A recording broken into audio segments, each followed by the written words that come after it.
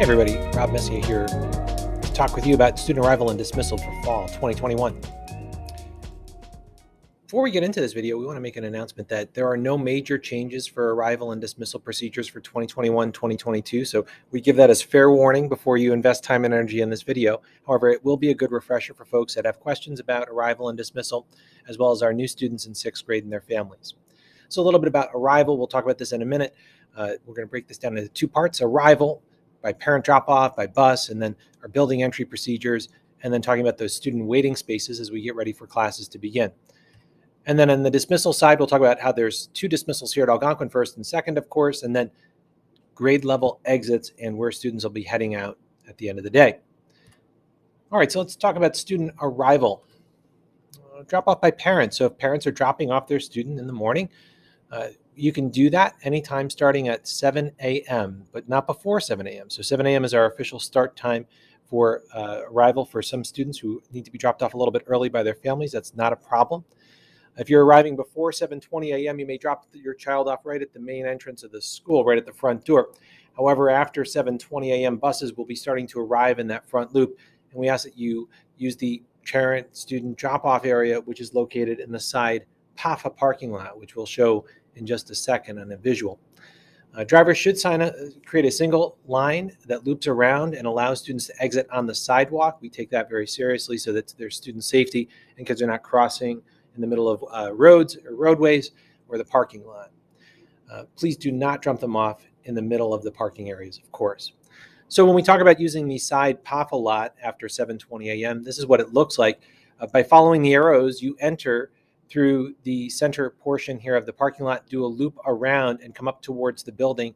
And then you can drop off your child anywhere along the yellow highlighted sidewalk here. So students are allowed to be dropped off there, and then they'll head over to the building from that location, again, starting at 7:20 a.m.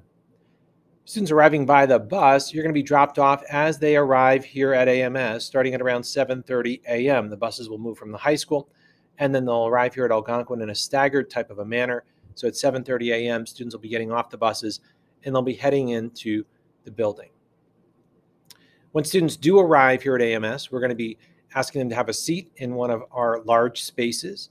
In 6th grade, that'll be the cafeteria this year. In 7th grade, the auditorium. And then grade 8, the gold gym.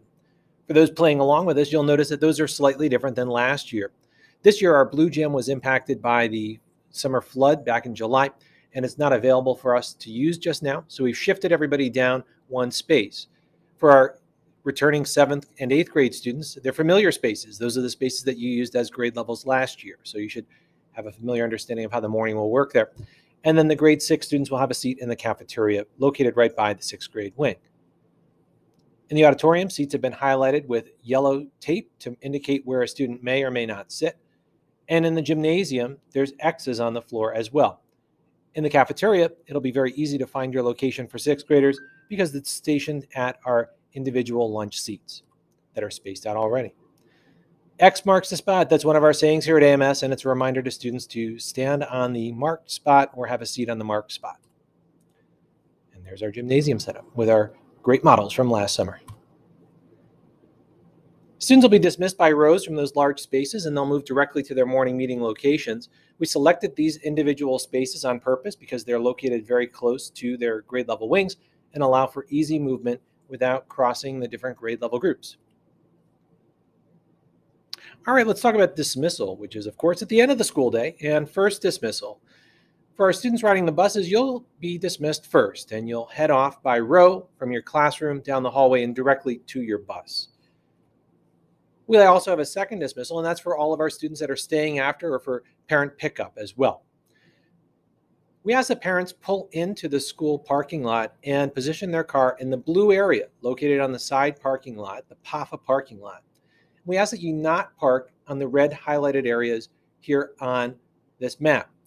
Doing so causes a backup onto Route 66 and causes major traffic problems and also challenges for our buses to exit the campus in a orderly fashion. So again, if you could please pull in, and you can certainly create a loop around for picking up your child, but you can also wait in the blue shaded area as well. It's also allowable once the buses have left for you to make arrangements to pick up your child in the front of the building, in the bus loop by the main entrance or by the gym entrances. Same thing for dismissal, for second dismissal, of course. Students will be dismissed by rows, and students will be moving to the parent pickup areas. Again, a reminder that the parent pickup areas are located where the yellow shading takes place.